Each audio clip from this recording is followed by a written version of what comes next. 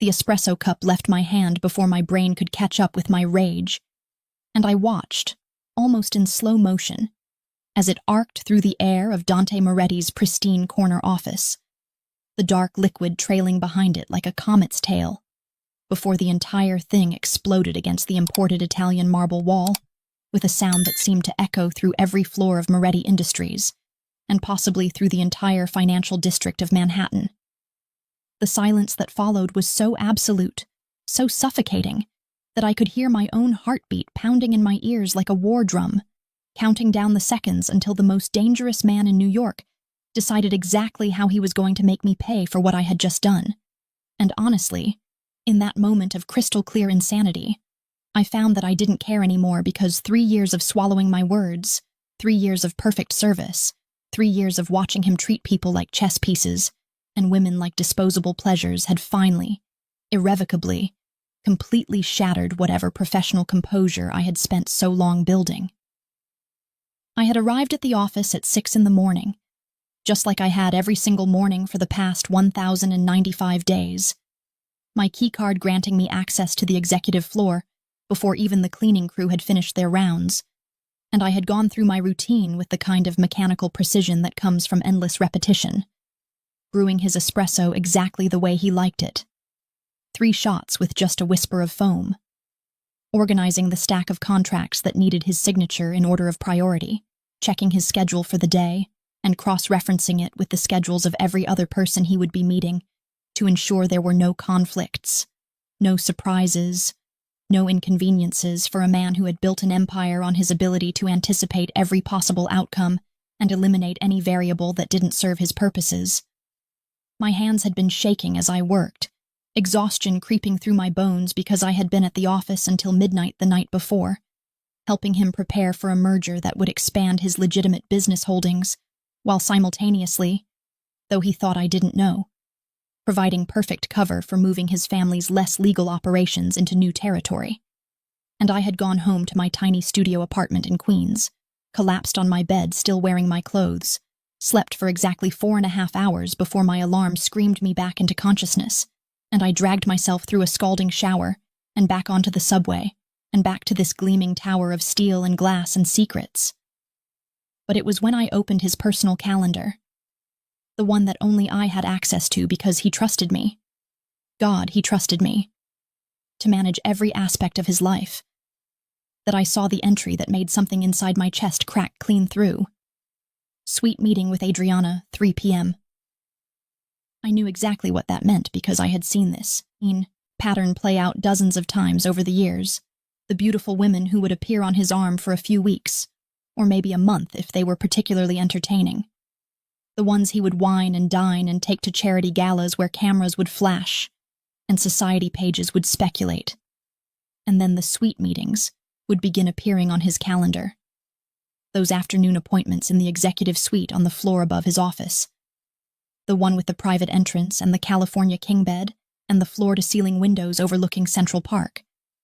And I would know that he was done with them, that he was extracting whatever final pleasures he wanted before he discarded them like expensive tissues, usually with a generous severance gift that ensured their silence and their swift departure from his life. I had watched this cycle so many times that I should have been numb to it, should have been able to maintain the cool professional detachment that had made me the best executive assistant Dante Moretti had ever had. But something about seeing Adriana's name in that time slot made my vision blur red, because Adriana was different. She was a kindergarten teacher from Brooklyn who had met Dante at a charity event for children's literacy. And she was sweet and kind, and genuinely seemed to believe that underneath the sharp suits and the dangerous reputation, there was a good man waiting to be loved into redemption. And I had listened to her gush about him in the elevator 2 weeks ago, her eyes shining with hope and possibility, completely unaware that she was just another conquest, another notch, another woman who would learn the hard way that Dante Moretti didn't do redemption or love or anything that required him to be vulnerable for even a moment. So when he strode into the office at exactly 7:30, looking devastatingly handsome in a charcoal gray Tom Ford suit that probably cost more than my monthly rent, his dark hair perfectly styled, his green eyes sharp and assessing as they swept over the room before landing on me with the kind of casual attention he might give to a familiar piece of furniture. I felt something savage and reckless unfurl in my stomach. He had moved to his desk with that predatory grace that made him seem more like a panther in human skin than an actual man. Settling into his leather chair and extending his hand for the espresso I had prepared, expecting me to place it in his palm, the way I had done every single morning for 3 years without fail. And I had picked up the cup, had walked toward him with steady steps, had seen him already turning his attention to his computer screen because I was that reliable, that invisible, that completely beneath his notice as anything other than an extremely efficient tool for managing his empire. "Your schedule is relatively light today," I had heard myself saying, my voice coming out remarkably steady considering the storm building behind my ribs. "Just the board meeting, at 9, lunch with the Castellano representatives at noon, and then your suite meeting with Adriana at 3. I had watched his expression as I said her name, watched for any flicker of conscience or hesitation or recognition that he was about to break a genuinely good person's heart. But there was nothing. Just a slight nod of acknowledgement as he reached for the espresso cup that I was still holding. And that's when whatever fragile thread had been holding my composure together finally snapped. The cup had left my hand with all the force of 3 years of suppressed frustration, 3 years of watching him use and discard people, 3 years of being treated like a sophisticated piece of office equipment rather than a human being who had sacrificed sleep and health and any semblance of a personal life to make sure his world ran smoothly. And the satisfaction I felt watching it shatter against that pretentious marble wall was so intense it was almost frightening. Dante had frozen, his hand still extended where the cup should have been, his eyes tracking from the coffee dripping down the wall to my face with an expression I couldn't read. And then the door to his office had burst open, and 2 of his security team had rushed in, hands already moving toward the weapons they kept concealed under their jackets. But Dante had raised one hand in a gesture that stopped them as effectively as if he had erected an invisible wall, and he had never taken his eyes off me, not for a second. "Leave us," he had said, his voice carrying that tone of absolute authority that made grown men who ran criminal enterprises scramble to obey. And his security team had hesitated for just a fraction of a moment before backing out of the office. And then Dante had stood from his chair with movements that were deliberately slow and controlled, had walked to the door, and had locked it with a soft click that seemed to reverberate through my entire body. "You have exactly 10 seconds to explain," he had said, turning back to face me. And there was something in his voice that I had never heard before, something darker and more dangerous than simple anger. "Before I show you what happens to people who disrespect me in my own office." But I was beyond caring about consequences, beyond caring about the fact that this man could destroy my life with a single phone call, beyond caring about anything except finally saying what I had been thinking for so long. "I quit!" The words had torn out of my throat like they were ripping flesh on the way out, and I saw his eyes widen just slightly. The first genuine surprise I had ever managed to provoke in him. "I quit being your perfect little assistant who schedules your meaningless meetings and manages your revolving door of women, and pretends not to notice that half your business deals are fronts for activities that would make the FBI very interested if they knew exactly what I knew. And I quit watching you treat people like they're disposable, like they don't have feelings or hopes or dreams that matter, like the only thing that exists in the entire universe is Dante Moretti and his empire and his pleasure and his convenience." I was breathing hard, my hands clenched into fists at my sides, and Dante had started moving toward me, circling around his desk with steps that were so measured and predatory that I felt like prey being stalked. But I refused to back down, refused to show the fear that was dancing along my spine, mixing with the adrenaline and something else, something hot and dangerous that I didn't want to examine too closely.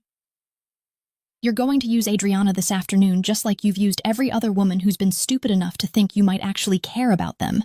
And then you're going to discard her with the expensive bracelet or whatever your going rate is for salving your minimal conscience. And she's going to be heartbroken because, unlike your usual type, she actually believed in you, Actually thought that maybe you were capable of being something more than a beautiful monster in an expensive suit. My voice had risen with each word until I was nearly shouting, and I could see something flickering in his eyes now. Something that looked almost like fury, but darker, more complex, laced with what might have been fascination. And you know what the worst part is? I had continued, unable to stop now that I had started, words pouring out of me like water from a broken dam. The worst part is that I've enabled all of it. I've been complicit in your moral bankruptcy because I needed this job, needed the money for my mother's medical bills and my student loans and the 1,000 other financial obligations that keep me chained to this desk. Watching you destroy people and doing nothing except making sure your calendar is perfectly organized while you do it. I had seen his jaw tighten at that, seen something flash across his face that looked almost like recognition, and he had stopped circling, was standing close enough now that I could smell his cologne, something expensive and woodsy that probably cost more than my entire wardrobe. "Is that everything, Elena?" he had asked, and hearing my name in his voice, actually, my name, not Ms. Martinez, or just a gesture in my direction, had sent a shock through my system, because I wasn't sure he had ever actually used my first name before, and there was something in the way he said it that made it sound like a caress and a threat all wrapped together. "Have you finished your tantrum? Or is there more you'd like to throw at my walls before we discuss what happens next?" "What happens next is that I walk out of here and never come back," I had said, but my voice had lost some of its conviction, because the way he was looking at me now was different from any way he had ever looked at me before, like he was actually seeing me as a person rather than a function, and it was terrifying and exhilarating in equal measure. "You can find yourself another assistant to facilitate your emotional destruction, someone who won't develop the inconvenient problem of a conscience." "You're not going anywhere, Elena," he had said, and the certainty in his voice had made my breath catch because this wasn't a request or even a command, it was simply a statement of fact, as if my departure was not even a possibility he was willing to entertain. "Do you want to know why?"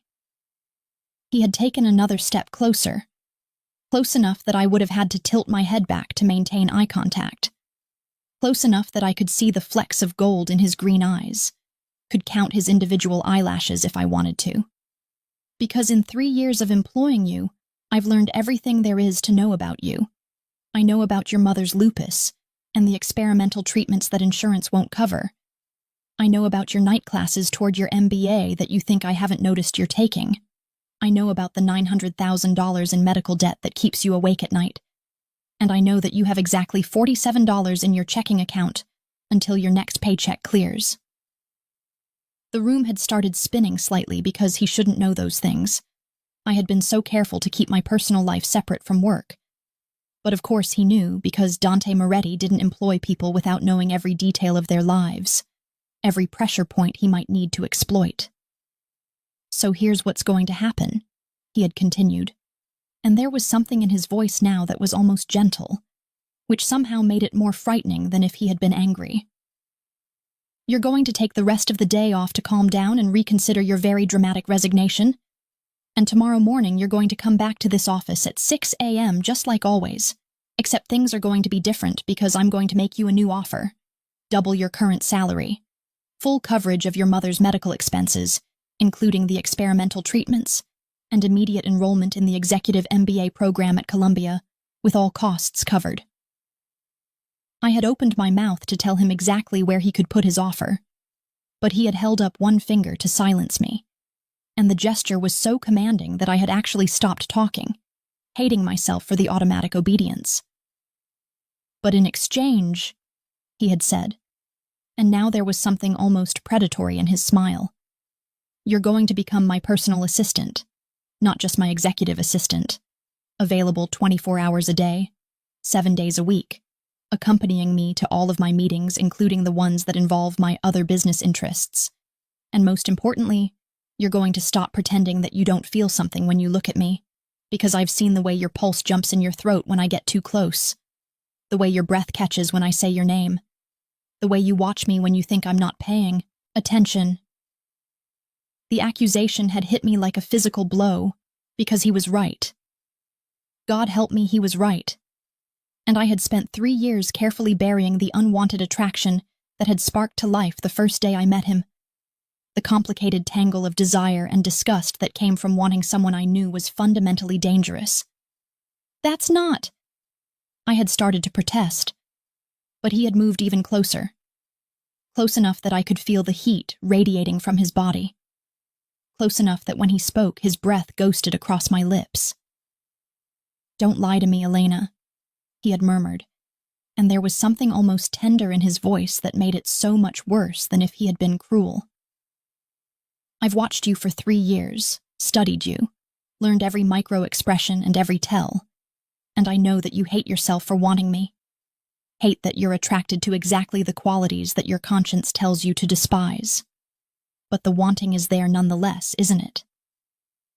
His hand had come up to trace along my jaw, a touch so light it was barely there, and I had shivered despite myself, despite knowing that this was dangerous, that letting him see my reaction was giving him exactly the weapon he would use to destroy me. "I don't want your servitude, Elena," he had continued, his thumb brushing across my lower lip in a gesture that sent electricity shooting down my spine.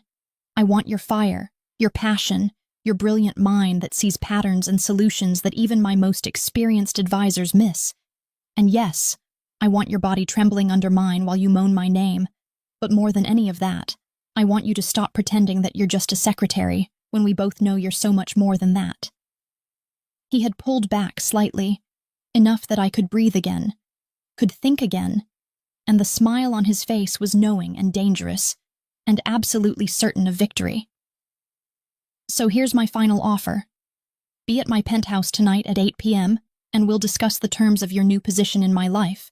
Or don't show up and I'll accept your resignation, pay out your remaining vacation time, and you'll never hear from me again." "And if I choose to leave?" I had managed to ask, though my voice sounded weak and thready even to my own ears. "Then I'll respect that choice," he had said, but there was something in his eyes that suggested he already knew what I would decide. "But you and I both know that you won't, because despite your very impressive moral outrage, you're curious now. You're wondering what it would be like to stop fighting against what you feel and just surrender to it. And that curiosity is going to eat at you until you show up at my door just to see what might happen."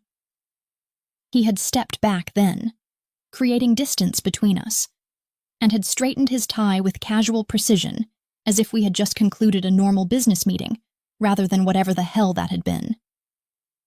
8 p.m., Elena.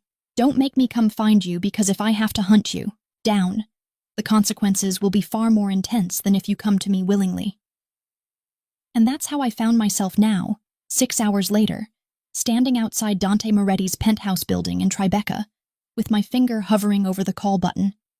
My heart hammering so hard I thought it might actually break through my ribs, knowing that if I pressed this button, everything in my life would change in ways I couldn't even begin to predict. But also knowing that he had been absolutely right about one thing. The curiosity was killing me. The need to know what he meant by all those loaded words and heated looks was overwhelming every bit of common sense I possessed. And as I finally pressed the button and heard his voice come through the intercom saying, "I knew you'd come, Tesoro," I realized that maybe I had been his from the moment I threw that coffee cup.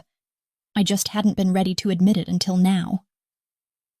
The elevator that carried me up to Dante's penthouse was the kind of obscenely luxurious private lift that only existed in buildings where apartments started at $20 million. All dark wood paneling and soft golden lighting that made me look flushed and nervous in the mirrored walls. And I watched my reflection as we ascended. Watched the way my hands trembled slightly even though I had clasped them together to hide it. Watched the way my breathing was too fast and too shallow. Watched the woman in the mirror who looked like me, but was making decisions that the Elena Martinez of 3 years ago would never have recognized or understood.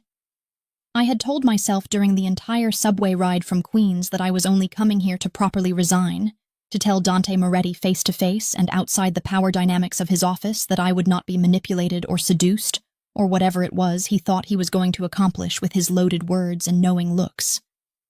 But even as I rehearsed the speech in my head, I knew I was lying to myself because there was a reason I had gone home and showered and changed into the one dress I owned that made me feel beautiful, rather than just professional. A deep emerald green that brought out the amber flecks in my brown eyes and hugged my curves in ways that my conservative work clothes never did. The elevator doors opened directly into his penthouse. Of course they did, because Dante Moretti would never live anywhere that required him to stand in a common hallway like ordinary mortals. And I stepped out into a space that took my breath away, despite my determination not to be impressed by his wealth and power. The entire far wall was floor-to-ceiling windows that looked out over the Manhattan skyline, the city spreading before us like a kingdom of lights and steel. And the interior was all dark masculinity and understated luxury, leather and wood and art that I was fairly certain was not reproduction pieces, but actual originals that probably cost more than most people earned in their entire lifetimes. And, standing in the center of it all, backlit by the glowing city behind him, was Dante himself.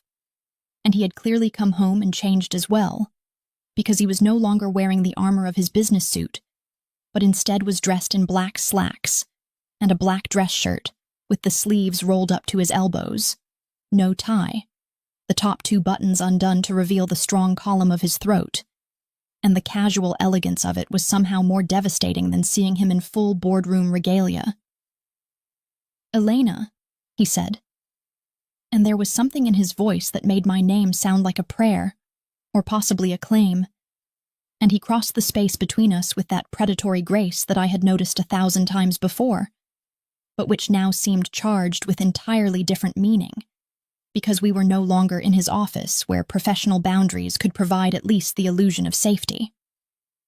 "I'm glad you came, though I confess I'm not entirely surprised. You've never been the type to leave questions unanswered or curiosities unexplored, which is one of the many things I've always admired about you." He stopped just close enough that I could smell his cologne mixed with something else, something that was uniquely him. And I hated that my body responded to his proximity with a rush of heat that pooled low in my stomach and made my breath catch in a way that I absolutely could not hide from someone as observant as he was. "I came to tell you in person that I won't be manipulated," I managed to say, though the words came out far less firmly than I had intended, colored by the breathlessness that his presence seemed to provoke in me against all my better judgment, and deeply held convictions about not getting involved with dangerous men who treated people like possessions. "Whatever you think is going to happen here, whatever game you're playing with your cryptic comments and your job offers, I'm not interested in being another one of your conquasions." I stumbled over the words slightly, my tongue thick in my mouth. "Your conquests. I mean, another woman who falls for the illusion of intimacy with Dante Moretti, only to discover that you're incapable of actually connecting with another human being on any level that matters." Something flickered across his face at that. Something that looked almost like pain if I hadn't known that he was far too controlled and calculating to allow genuine emotion to show, unless it served his purposes.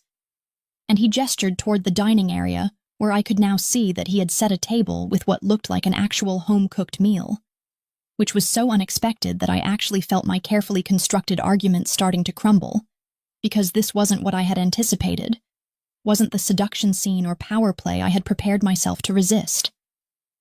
"I made dinner," he said, and there was something almost tentative in his voice that I had never heard before, an uncertainty that seemed completely at odds with the man who commanded criminal empires and corporate boardrooms with equal authority. "Nothing fancy, just pasta carbonara, because I remembered you mentioning once, about 18 months ago during a particularly late night at the office, that it was your favorite comfort food, but you never had time to make it properly anymore." The fact that he had remembered such a small, throwaway comment from over a year ago did something complicated to my chest, made it hard to maintain the emotional distance I desperately needed to preserve if I was going to walk out of here with my dignity and my moral high ground intact. I found myself moving toward the table almost against my will, drawn by the unexpected domesticity of the gesture, and the growing realization that maybe I didn't actually know Dante Moretti as well as I thought I did. That perhaps the mask he wore in his office was only one facet of a far more complex person than the two-dimensional monster I had constructed in my mind to justify my anger and my attraction in equal measure. He pulled out a chair for me with old-world courtesy that seemed ingrained rather than performed, and as I sat, I caught his expression in the reflection of the window and was startled by the vulnerability I saw there, quickly masked, but definitely present. A crack in the armor that suggested that maybe, just maybe, he was as affected by whatever was happening between us as I was, even if he was far better at hiding it behind centuries of Italian masculine stoicism and the emotional control required to survive in his particular world. "Why are you doing this?" I asked as he poured wine into my glass. Some ridiculously expensive vintage that I could tell from the label probably cost more than my monthly rent. And I hated that I was already starting to lose my resolve, already feeling the careful walls I had built between professional duty and personal desire beginning to erode under the unexpected tenderness of his attention. "This morning, you were ready to blackmail me into staying with threats about my financial situation, and now you're cooking me dinner and pulling out chairs like we're on some kind of normal date rather than two people engaged in whatever complicated psychological warfare this actually is." Dante settled into the chair across from me, and the city lights behind him created a halo effect that made him look almost angelic, which was such a contradiction to everything I knew about him that I might have laughed if the situation hadn't felt so surreal and charged with possibility. "Because I've been lying to myself for 3 years," he said, and the raw honesty in his voice made me forget about the wine, forget about the food, forget about everything except the words coming out of his mouth and the way he was looking at me like I was something precious and dangerous all at once. "I told myself that keeping you at arm's length was protecting you from my world, protecting you from the corruption and violence and moral compromise that defines my existence. But the truth is I was protecting myself from you, from the way you make me want to be something other than what I am, from the terrifying realization that you're the only person in my entire life who sees me as a man first and a monster second, if you see the monster at all beneath the surface." I took a long drink of wine because I needed something to do with my hands and my mouth that wasn't either running away or doing something incredibly stupid like crossing this table to touch him and confirm that he was real, that this conversation was actually happening, and not some elaborate fantasy my exhausted brain had constructed during the subway ride. "I see the monster," I said carefully, because lying to him seemed pointless when he had already demonstrated an almost supernatural ability to read my thoughts and feelings. "I see the way you use people, the way you calculate every interaction for maximum advantage, the way you've built an empire on fear and violence and the willingness to do things that most people couldn't live with on their conscience, but I also see the man who anonymously pays for his employees' medical expenses when they're struggling, who has personally bankrupted 3 human trafficking operations in the past 2 years, even though it cost you profitable business relationships, who reads philosophy at 3 in the morning when he thinks no one knows he's still awake because I've seen the browser history on your personal computer when I'm setting up for early meetings." The look of absolute shock on his face would have been comical if the moment hadn't felt so raw and exposed, as if we had both suddenly stripped away layers of pretense and protection, and were seeing each other clearly for the first time, despite working in close proximity for 3 years. "You've been paying attention," he said, and there was something almost wondering in his voice, as if the idea that someone might observe him with the same intensity he observed others was a completely foreign concept. "You've been watching me the way I've been watching you, collecting data, building a profile, trying to understand what makes me tick beneath all the carefully constructed personas." "It's impossible not to watch you," I admitted, and the wine was making me braver, or possibly just more honest than wisdom would dictate. "You fill every room you enter, command every conversation, draw the eye even when you're trying to be subtle. And yes, I've spent 3 years trying to reconcile the contradiction of a man who can order someone's death before lunch, and then spend his afternoon personally reviewing scholarship applications for underprivileged kids, because he believes education is the only real path out of poverty. I set down my wine glass and met his eyes directly, refusing to look away, even though the intensity of his gaze made me feel like I was standing naked in front of him, every secret and desire exposed to his examination. But watching you and understanding you are two very different things, Dante.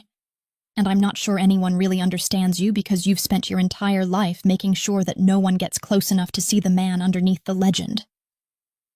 He stood abruptly, moving to the window with his back to me, and I watched the tension in his shoulders, the way his hands clenched and unclenched at his sides, as if he was fighting some internal battle that I couldn't see but could feel charging the air between us with electricity. My father used to say that showing weakness was the fastest way to get killed in our world, he said, his voice low and rough with what might have been old pain or present conflict. He taught me from the time I was old enough to understand that emotion was a liability, that caring about people gave your enemies weapons to use against you, that the only way to survive was to be harder, colder, more ruthless than anyone else. And I was a very good student. So good that by the time I was 25, I had eliminated every rival, consolidated power, and built an empire that even he couldn't have imagined. He turned back to face me, and in the dim lighting I could see something haunted in his expression, something that spoke of costs paid and prices extracted from his own humanity. But then you walked into my office 3 years ago with your ridiculous overqualifications and your determination to prove yourself. And you looked at me like I was just another executive you needed to impress rather than the devil incarnate that everyone else sees. And something in me that I thought I had successfully killed started to wake up again. I stood as well, unable to remain seated while he was clearly in the grip of some revelation or confession that was costing him more than I had imagined he was capable of paying. And I moved closer to him, drawn by something I couldn't name but couldn't resist. Some fundamental need to understand this man who had occupied my thoughts and invaded my dreams for 3 years, despite my best efforts to maintain professional boundaries and emotional distance. "What are you saying, Dante?" I asked, and my voice came out barely above a whisper, because suddenly the space felt too intimate, too charged, too full of possibility and danger in equal measure. "What do you actually want from me? Because I don't think this is really about being your personal assistant, or accompanying you to meetings, or any of the practical things you mentioned this morning. This is about something else entirely. Something you're afraid to name directly because naming it would make it real, and real things can hurt you in ways that your father's lessons never prepared you for." He closed the distance between us in 2 strides, and suddenly his hands were framing my face with a gentleness that contradicted everything I knew about him. His thumbs tracing along my cheekbones as if I was something infinitely precious and breakable, and when he spoke, his voice was raw with emotion that I had never heard from him before. Emotion that made my heart stutter and my breath stop completely. "I want you to know me, Elena.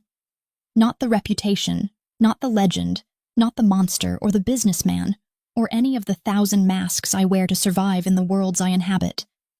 But me, the man underneath it all who reads Seneca at 3 in the morning and lies awake wondering what it would be like to be good. To be worthy of someone who looks at the world with your clarity and your compassion and your absolutely terrifying integrity." His forehead dropped to rest against mine, and I could feel him trembling slightly. Could feel the monumental effort it was costing him to be this vulnerable, this honest, this completely exposed. "I want you to see all of me.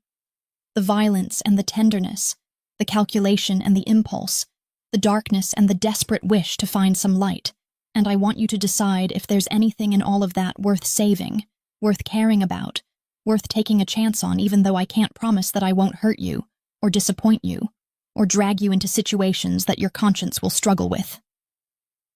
The kiss that happened next I couldn't have said who initiated, whether I had risen on my toes to close the distance or he had bent down to claim my mouth. But suddenly his lips were on mine and the world exploded into sensation and heat, and a rightness that terrified me even as it made something in my chest that had been clenched tight for 3 years, finally, blessedly relax. He kissed me like he was drowning and I was air, like he was starving and I was sustenance, like he had been waiting for this moment for as long as I had been denying I wanted it. And I kissed him back with 3 years of suppressed desire and complicated feelings pouring out through the press of lips and the slide of tongues, and the way our bodies seemed to know exactly how to fit together, even though we had never done this before, had never crossed this line that I had drawn so carefully between what was professional and what was personal. When we finally broke apart, both breathing hard, his eyes were almost black with desire and something else, something that looked like wonder mixed with terror, and he rested his forehead against mine again, as if he needed the contact to ground himself in reality.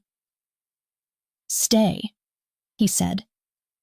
And it was the first time I had ever heard him ask for something, rather than demand or command or manipulate. And the vulnerability in that single word did more to break down my defenses than all of his earlier calculated seduction attempts.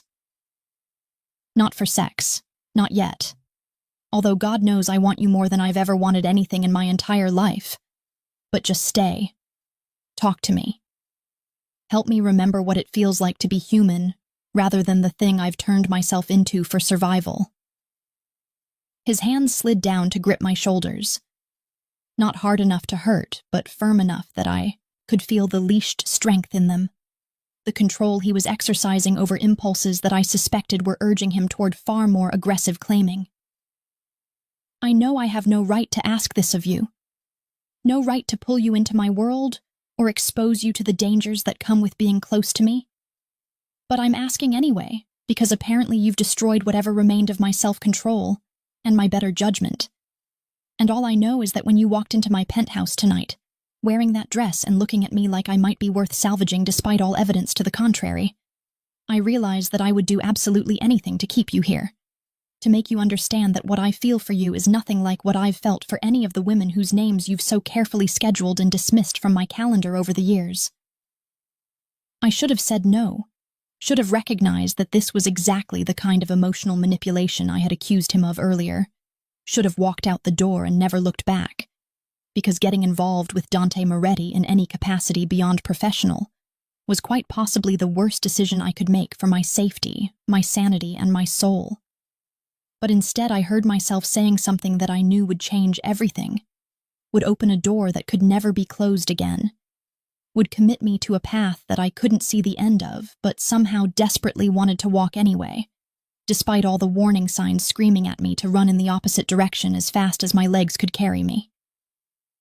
1 month, I said, and I watched his eyes widen slightly at my words, at the unexpected capitulation that even I hadn't seen coming until it was already out of my mouth.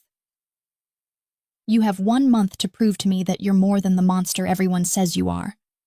1 month to show me that this isn't just another game or manipulation or whatever twisted thing you think you're doing here.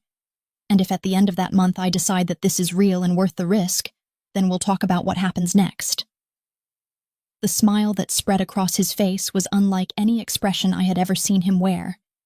It was pure, unguarded joy, mixed with something that looked almost like relief, and it transformed him from the dangerous predator I had always known into someone younger, more hopeful, more human than I had imagined he could be. 1 month, he agreed, and then he pulled me back into his arms and kissed me again. Slower this time, deeper. A promise and a claim and a beginning all wrapped together, and I let myself sink into it. Let myself believe for this one moment that maybe, just maybe, I wasn't making the biggest mistake of my life. And when his phone rang with what I could tell from his ringtone was an emergency call from his second-in-command, Marco, I felt him tense against me, and saw the transformation as the vulnerable man disappeared and the calculating Mafia boss reasserted control, and I realized with a thrill of fear and anticipation that my education in exactly who Dante Moretti really was had just begun, and there was no telling whether I would survive the revelation with my heart intact or my conscience clear.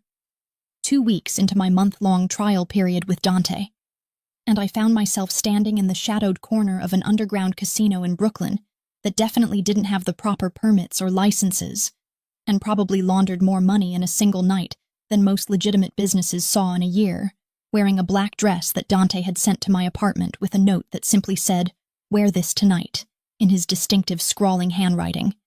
And I was trying very hard not to think about the fact that the bulge under the jacket of every single man in this room was almost certainly a weapon, and that I was here as something more than Dante's assistant, but something less than his girlfriend, occupying some undefined territory that both thrilled and terrified me in equal measure.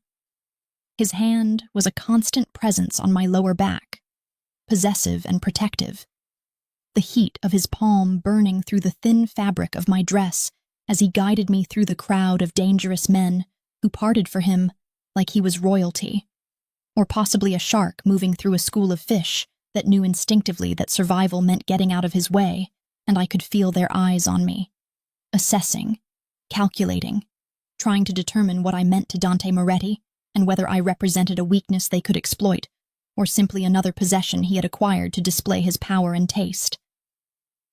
The past 2 weeks had been a strange dance of intimacy and revelation, nights spent at his penthouse where he would cook for me, because apparently one of the world's most dangerous men had learned to cook from his grandmother and found it meditative, and tell me stories about his childhood in Italy before his father brought the family to New York, about the complicated legacy of violence and honor that he had inherited, about the impossible choices he had made to survive and consolidate power in a world where showing mercy was often interpreted as weakness, and where the cost of trust was frequently paid in blood. We had spent hours talking about everything from philosophy to politics to the ethics of running criminal enterprises in ways that minimized harm to innocent people. And I had watched him wrestle with contradictions in his nature that he had clearly never examined before because no one had ever asked him to justify his choices or consider alternative approaches to problems he had always solved with intimidation and force. And somehow in the process of these conversations I had fallen even deeper into something that I was afraid to call love, but couldn't honestly call anything else because the intensity of what I felt when I looked at him had long since passed the boundaries of mere attraction or fascination. But this was different. This was my first real exposure to the other side of Dante's life, the side that involved negotiations conducted in smoke-filled back rooms with men whose names appeared in FBI databases and whose business dealings would never stand up to scrutiny from any law enforcement agency that wasn't already on their payroll. And I could feel my pulse hammering in my throat as Dante led me deeper into the casino, toward a private room where I could see through the partially open door several men sitting around a table that was covered in papers and what looked like several briefcases full of cash. His hand tightened on my back slightly, a subtle communication that might have been reassurance or warning or simply acknowledgement that he knew I was nervous and wanted me to understand that he would protect me from anything that happened in this room. But protection was a complicated concept when the person protecting you was also the reason you needed protection in the first place. And I was acutely aware that by crossing this threshold, I was moving from observer to participant in Dante's criminal empire in ways that I wouldn't be able to pretend ignorance about if questions were ever asked by authorities. The negotiation itself started civil enough, with Dante introducing me simply as Elena, offering no explanation for my presence or my role, letting the other men draw their own conclusions while he discussed shipping routes and distribution networks and territorial boundaries with the kind of detailed knowledge that came from years of running these operations, and I found myself simultaneously fascinated and horrified by the casual way they discussed activities that would result in decades of prison time if law enforcement ever managed to build a prosecutable case.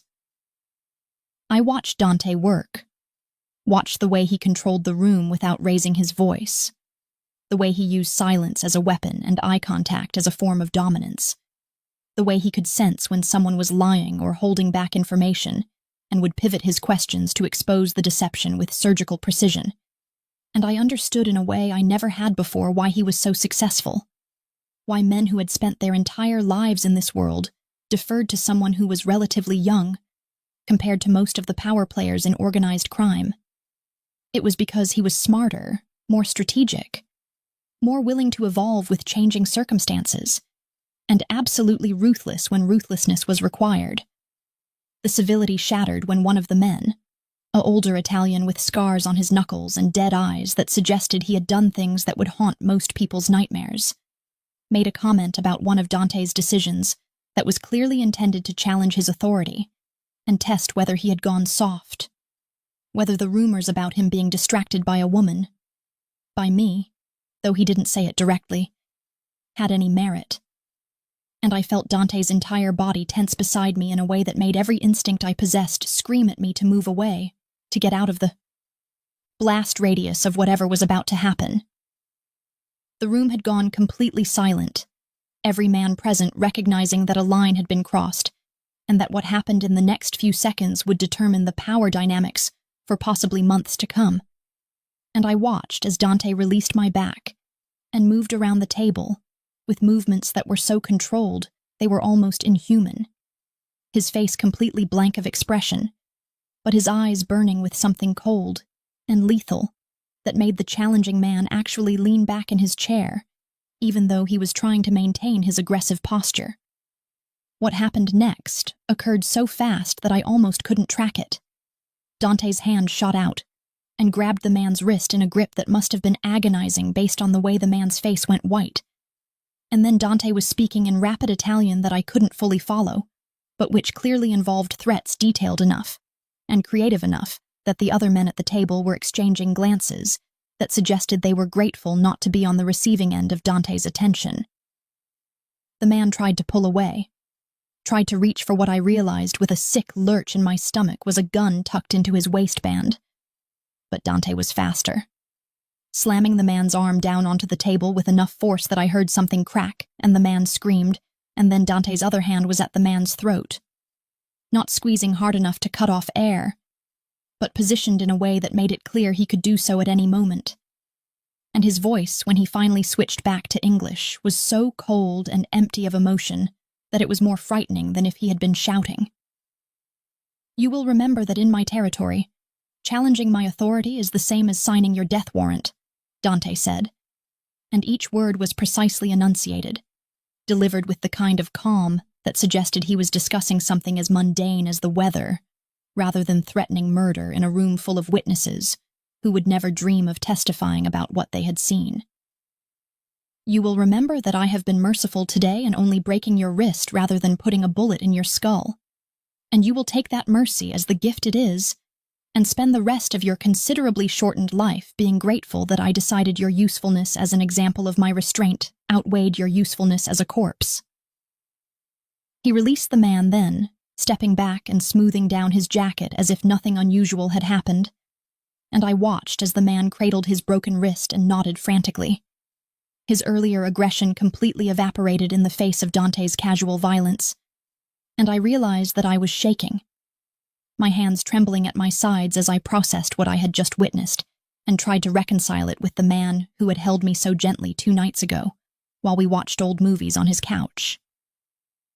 The rest of the meeting concluded quickly after that, with all the men eager to agree to whatever terms Dante proposed and get out of the room before his mood shifted again.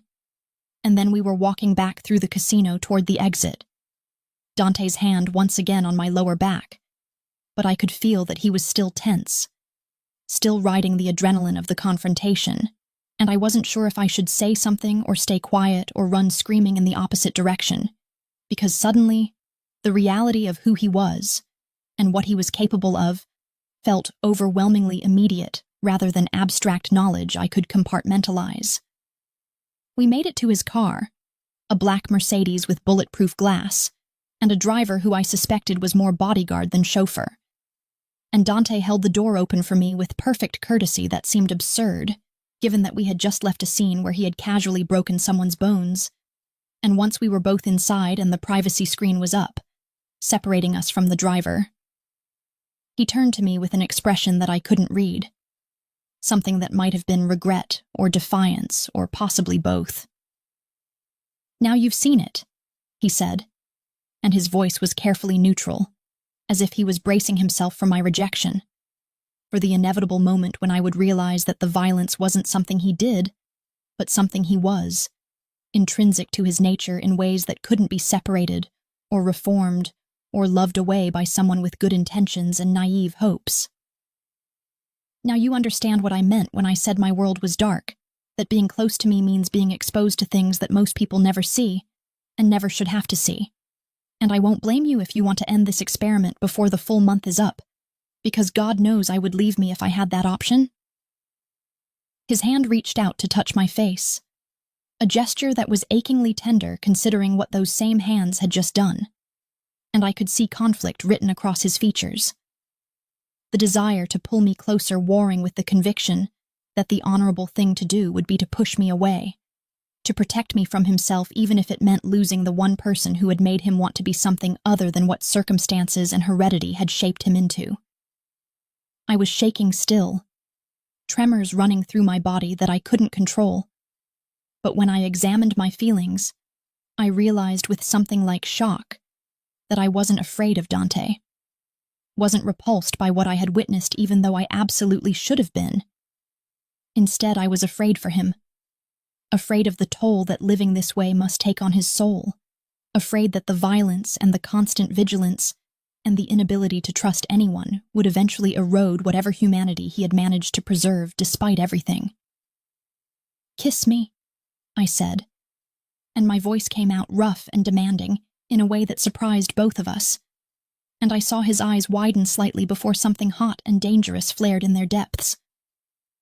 "I need you to kiss me right now, Dante, because I need to feel something other than fear and adrenaline and the horrible realization that I'm not running away from you even though every rational part of my brain is screaming that I should be."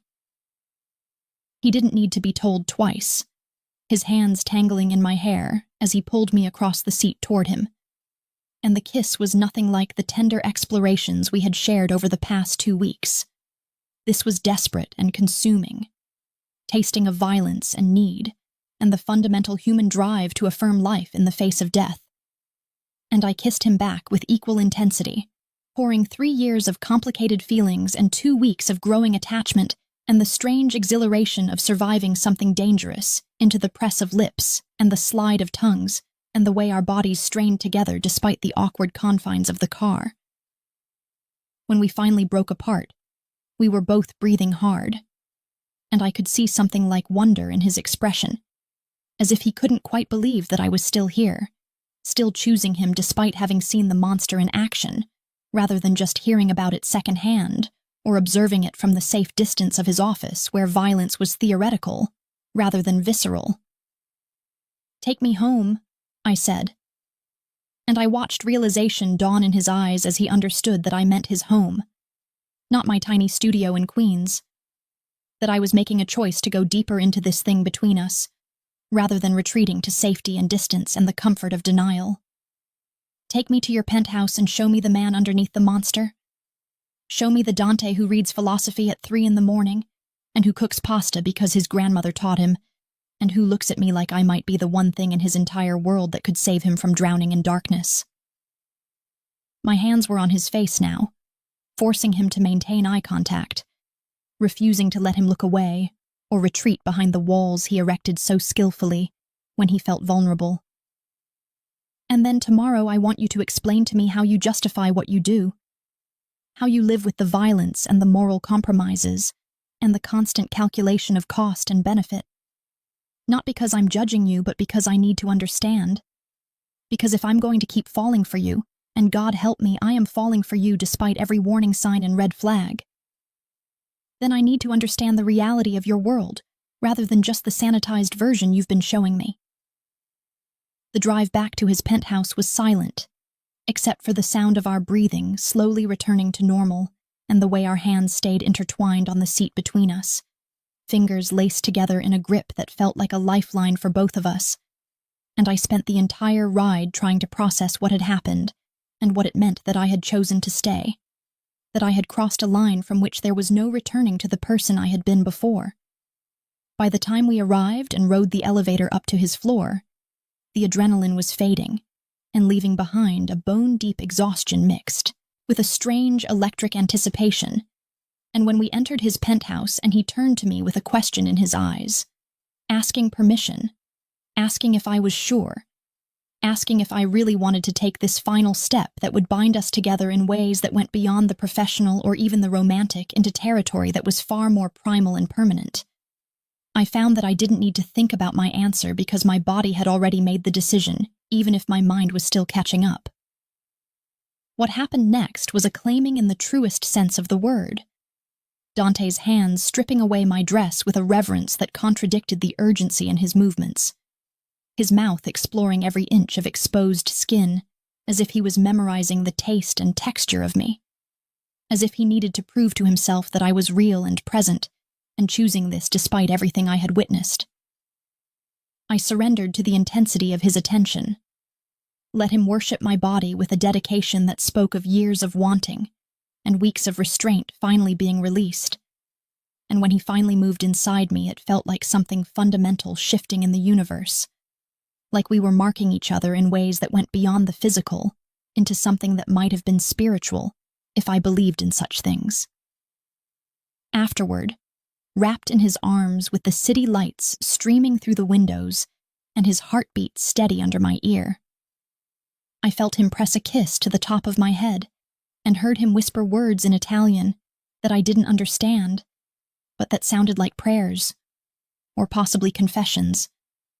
And I realized that whatever we had just done had changed both of us irrevocably, had created a bond that would define everything that came after. And when his phone rang hours later with news that the Vitale family had just declared war on the Moretti organization, and that I had been specifically identified as a target because someone had leaked photos of me entering his penthouse, I understood with crystalline clarity that my education in Dante's world was about to accelerate in ways that would test exactly how much I was willing to sacrifice for a man who had warned me from the beginning that loving him would be the most dangerous thing I could possibly do. The morning after Dante received the call about the Vitale family's declaration of war, I woke up to find him standing at the windows of his penthouse, completely naked and seemingly unbothered by his vulnerability, staring out at the city that he controlled in ways that most of its inhabitants would never understand or acknowledge. And even from across the room I could see the tension in his shoulders, the rigid set of his spine that told me he was already several moves deep into whatever chess game was now playing out between his family and the Vitales, calculating outcomes and contingencies and acceptable losses with the cold precision that had kept him alive and in power for over a decade. I wanted to go to him, to wrap my arms around him from behind, and offer comfort or reassurance or whatever it was that people offered to the men they loved when those men were facing the possibility of a war that could end with bodies in the streets and empires reduced to ash. But something in his posture told me that he had already shifted into the version of himself that couldn't afford the luxury of vulnerability or connection. The version that saw everything and everyone as pieces on a board to be moved or sacrificed according to strategic necessity. And I wasn't sure if that calculus included me as something to be protected at all costs, or something that had become a liability that needed to be managed or eliminated to preserve the larger operation. "You need to disappear for a while," he said without turning around, his voice carrying that flat, emotionless quality that I had learned meant he was operating in pure survival mode. Every decision filtered through the question of what would keep him and his people alive rather than what would make him happy or fulfilled, or any of the softer considerations that normal people got to prioritize in their relationships. "I have a safe house upstate, completely off the grid, where you can stay with a security team until this situation is resolved, and I need you to pack a bag and be ready to leave within the hour, because the Vitales have already proven they know where you live and where you work, and every other place you might go. Which means staying in the city is essentially painting a target on your back and waiting for them to take their shot." He finally turned to face me, and I could see that his eyes had gone cold and distant, the warmth and passion from the night before completely buried under layers of tactical thinking and threat assessment. And I felt something in my chest tighten painfully, because I was seeing in real time what it meant to be with someone whose first priority would always be survival and power, rather than love or connection, or any of the things that I had been raised to believe were the foundation of meaningful relationships. But I hadn't spent 2 weeks learning about Dante's world, and the past night surrendering to the intensity of what we felt for each other, just to run and hide the moment things became dangerous. And I found myself standing up from the bed and crossing to where he stood, completely aware that I was also naked, and that this conversation was happening in a state of physical vulnerability that somehow made the emotional stakes feel even higher. "No," I said, and I watched surprise flicker across his face because apparently in his world, people didn't refuse direct orders from Dante Moretti, especially not when those orders were clearly designed to keep them safe from very real and immediate threats. "If I'm in your world, then I'm in it. I don't get to retreat to safety whenever things get uncomfortable or dangerous, and you don't get to make unilateral decisions about my life just because you're used to controlling every variable and every person in your orbit." I saw his jaw tighten, saw the conflict playing out behind his eyes, as the part of him that wanted to protect me warred with the part that respected strength and defiance, and I pressed my advantage before he could formulate whatever argument he was constructing. "The Vitales made me a target because they think I'm your weakness, something they can use to hurt you or control you or force you into making strategic mistakes, and if I run away and hide, I'm just confirming that assessment and giving them exactly the leverage they want to exploit." The silence that stretched between us was charged with tension and unspoken communication, both of us engaged in a battle of wills that would determine the fundamental parameters of our relationship moving forward. And I could see him wrestling with the unprecedented situation of someone he cared about refusing to accept his protection and actually volunteering to put themselves in greater danger for what I suspected he saw as abstract principles about autonomy and partnership that had no practical value in the brutal calculus of survival in his world. "You don't understand what you're asking," he finally said, and his voice had gone rough with emotion that he was clearly struggling to suppress, the careful control slipping just enough that I could see the terror underneath, the bone-deep fear of losing someone who had become essential to him in ways that threatened the emotional distance he had maintained for his entire adult life. "The Vitales don't make empty threats, and if they've specifically identified you as a target, that means they're already planning something, already have people in place to make a move, and I will not, sit back and watch while they hurt you to get to me, because that's a price I'm not willing to pay regardless of what it costs me strategically, or how much it undermines my position to show that kind of weakness." What I did next was possibly the most reckless thing I had done in a lifetime of generally cautious and well-considered decisions. But I found myself reaching up to cup his face in my hands, forcing him to look directly at me rather than at whatever nightmare scenarios were playing out in his strategic mind. And I spoke with a conviction that surprised even me given how terrified I actually was underneath the bravado. "Then use me as bait," I said. And I watched his eyes widen with what looked like genuine horror, as if I had suggested something so beyond the pale that even his criminal mind couldn't immediately process it. "Let the Vitales think they can get to you through me. Set up a situation where they make their move and you're ready for it. And end this before it becomes a prolonged war that costs you resources and people and possibly your life. Because I'm not interested in watching you fight this battle from the sidelines while wondering if every phone call is going to be someone telling me that you didn't survive the latest ambush or assassination attempt."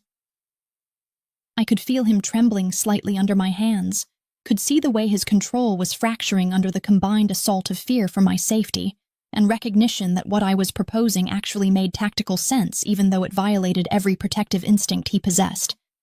And I knew that I was asking him to do something that went against his fundamental nature, asking him to deliberately put in danger the one thing he had admitted he cared about more than his empire or his life.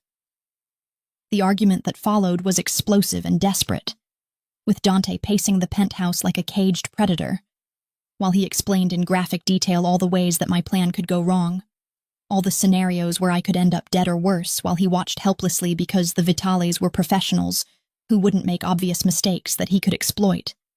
And I stood my ground and countered every objection with logic and strategy that I had learned from watching him work, pointing out that his organization had resources and intelligence networks that could make the trap nearly foolproof if he was willing to overcome his emotional investment in my safety, and treat this like any other tactical problem that required a creative solution. We went back and forth for what felt like hours, our voices rising and falling as we fought about control and trust, and what it meant to be partners rather than protector and protected. And somewhere in the middle of the argument, I realized that this was actually the most honest we had ever been with each other, stripping away all pretense and performance to engage in a fundamental negotiation about who we were going to be together, and whether we could actually find a way to reconcile my need for agency with his need for control in a relationship that was already operating under impossible constraints. By the time the sun had fully risen and was streaming through the windows in golden shafts that illuminated the destruction of our night together, sheets tangled on the floor, wine glasses abandoned on tables, clothes scattered in a trail from the door to the bedroom, Dante had reluctantly agreed to a modified version of my plan, one that involved me wearing a wire and being surrounded by his best people, while we created an opportunity for the Vitales to make their move in a controlled environment where he could eliminate the threat without triggering a larger war that would destabilize the entire criminal ecosystem of the eastern seaboard. I could see that the decision was costing him something essential, that by agreeing to use me as bait, he was violating every principle his father had taught him about keeping the people you cared about separated from the violence of business. But I could also see a grudging respect in his eyes when he looked at me, a recognition that I was strong enough to stand beside him in his world rather than being sheltered from it. And when he pulled me into his arms and whispered against my hair that if anything happened to me he would burn the entire city to the ground and salt the earth where it stood, I believed him completely, and found that the intensity of his devotion was somehow more romantic than any conventional declaration of love could ever be, even as it terrified me to understand exactly what I had become to him and what he was willing to destroy in my name. The gallery opening where we had decided to spring our trap on the Vitales was one of those pretentious Manhattan affairs where people who had more money than taste congregated to pretend they understood contemporary art, while really just networking and being seen in the right places with the right people. And I stood near a sculpture that looked like someone had welded random pieces of metal together and called it genius, wearing a wire that was so sophisticated I couldn't even feel it against my skin, and surrounded by what appeared to be normal gallery patrons, but were actually Dante's most trusted security operatives, positioned at every exit and vantage point. I could hear Dante's voice in my earpiece, low and controlled, but with an undercurrent of barely leashed violence that told me he was watching the security feeds from a van 2 blocks away, and second-guessing every aspect of this plan that he had only agreed to because I had refused to give him any other option, and I found myself touching the small pendant at my throat, a gift he had given me that morning, a saint's medal that had belonged to his grandmother, as if the weight of it could somehow transfer his strength and certainty into my trembling hands and racing heart. When Marco Vitale finally approached me, he was exactly as I had imagined he would be from Dante's descriptions and the intelligence files I had studied obsessively for the past 3 days. Handsome in a cold, aristocratic way that spoke of old money and older bloodlines, impeccably dressed in a suit that probably cost more than most people's cars, and carrying himself with the kind of arrogant confidence that came from never having faced real consequences for his actions, because his family name and his willingness to employ violence had always been enough to make problems disappear. "Elena Martinez," he said, my name rolling off his tongue with a familiarity that made my skin crawl, because it meant he had been studying me just as intensively as I had been studying him, learning my patterns and my vulnerabilities, and all the ways he might exploit my connection to Dante for maximum damage. Dante's little pet, his secretary who somehow managed to capture the attention of a man who's been through more beautiful women than most people meet in their entire lives. I have to admit, I'm curious about what makes you so special, what you offer that all those models and actresses and socialites couldn't provide. I maintained my composure even though every instinct I possessed was screaming at me to run or fight or do anything except stand here making polite conversation with a man who had explicitly threatened to kill me as a way of hurting Dante. And I could hear through my earpiece the string of Italian curses that Dante was muttering as he watched this interaction play out, his control fraying with every second that Marco stood too close to me and looked at me with eyes that were calculating exactly how much pain my death would cause the man he wanted to destroy. Perhaps it's because I see him as a person, rather than a monster or a business opportunity, I said, keeping my voice level and conversational, even though my heart was hammering so hard I was sure Marco could see my pulse jumping in my throat. Or perhaps it's because I'm not intimidated by powerful men who use fear and violence as substitutes for actual intelligence or strategic thinking. I watched his eyes narrow at the insult, watched the mask of civility slip just enough to reveal the violence underneath, and I knew that I was playing an incredibly dangerous game by provoking him. But I also knew that angry people made mistakes, and mistakes were what we needed if this trap was going to work. The conversation deteriorated rapidly after that, with Marco dropping all pretense of pleasantry to make it clear that he knew exactly who I was and what I meant to Dante, and that he fully intended to use me to break the man who had apparently humiliated his family in some business dealing that had cost them territory and respect and the fear that kept their empire running smoothly. I felt his hand close around my arm with bruising force as he started to steer me toward a side exit that definitely wasn't part of the gallery's normal layout, and I heard Dante's voice in my ear transition from Italian cursing to clipped tactical commands as he directed his people to intercept. But Marco had apparently anticipated this possibility, because suddenly there were more men moving through the gallery than should have been possible. More weapons being drawn.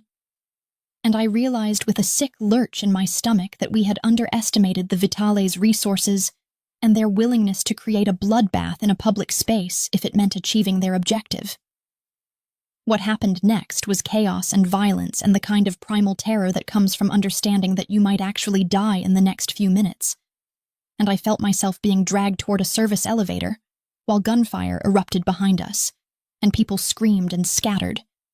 And then suddenly Dante was there, not watching from a safe distance, but physically present, and absolutely lethal, moving through Marco's guards like they were nothing more than inconvenient obstacles between him and the thing he valued most in the world.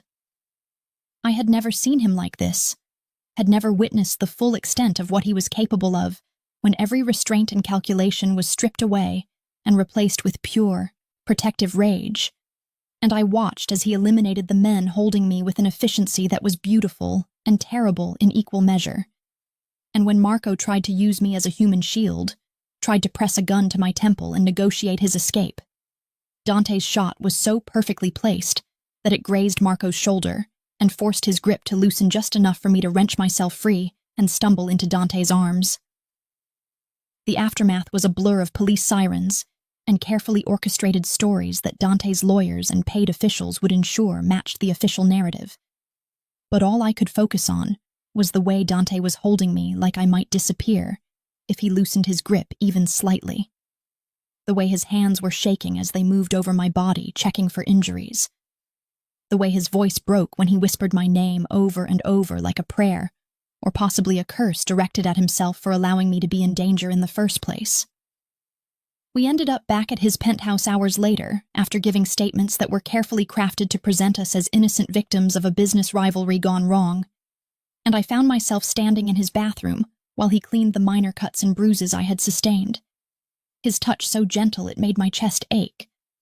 And when I looked up and met his eyes in the mirror, I saw something in them that I had never seen before. Complete and utter vulnerability, the kind of exposed emotional honesty that he had spent his entire life learning to hide because showing it meant giving people weapons to hurt him.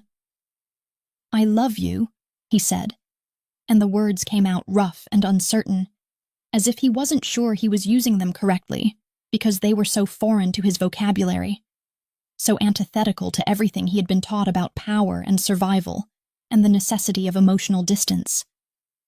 "I love you more than I love power or money or the empire my father built, more than I love my own life. And that's terrifying, because loving something that much means it can be used to destroy you. But I can't pretend anymore that what I feel for you is anything less than complete and total devotion that would make me burn down everything I've built, if that's what it took to keep you safe."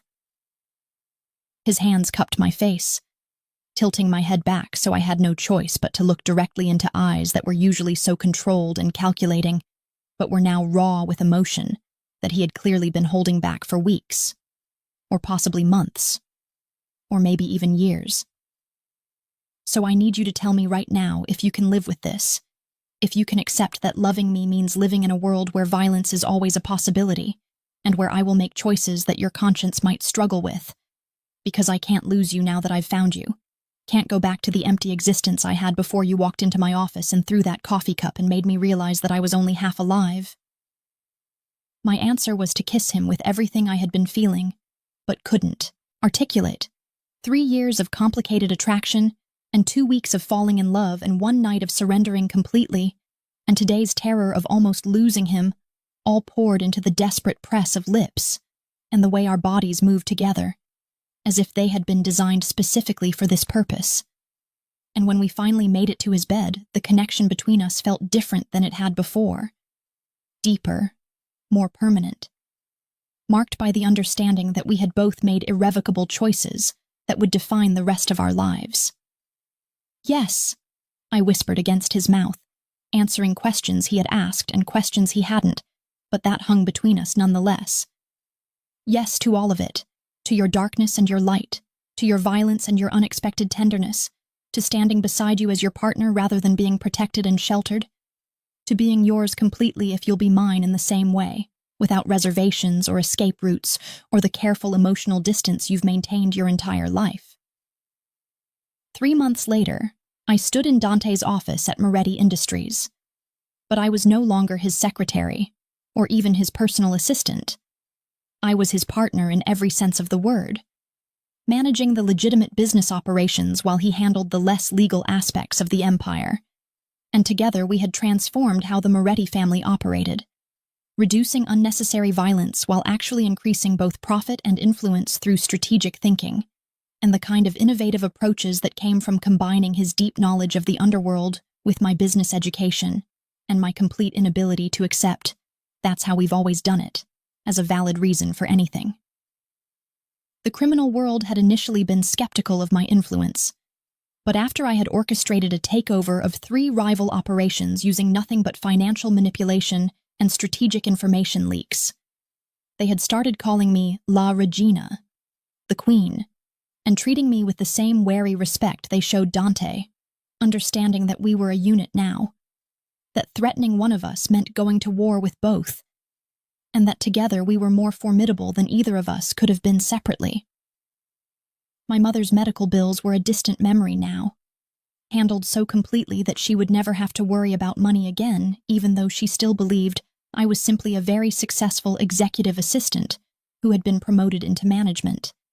And I had finally been able to finish my MBA and apply the knowledge in ways that the professors who taught those classes would probably be horrified to learn about, but which had nevertheless resulted in measurable improvements in how Dante's organization functioned. We had just returned from a meeting where Dante had proposed to me, not in some romantic restaurant or scenic overlook, but in the middle of a negotiation with another crime family, sliding a black diamond ring across the table and asking me in front of witnesses, who would spread the story throughout the underworld if I would marry him and officially become his queen, in title as well as function.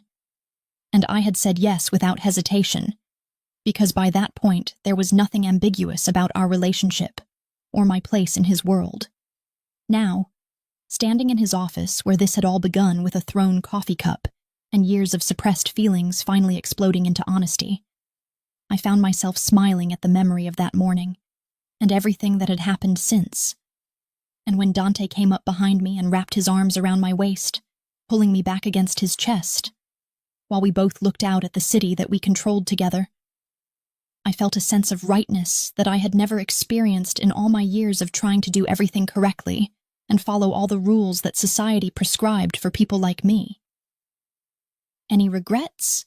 he murmured against my ear, his lips brushing the sensitive skin there in a way that still made me shiver, even after months of intimacy. "Any moments where you wish you had run instead of staying? Where you think about what your life might have been like if you had made different choices that morning?"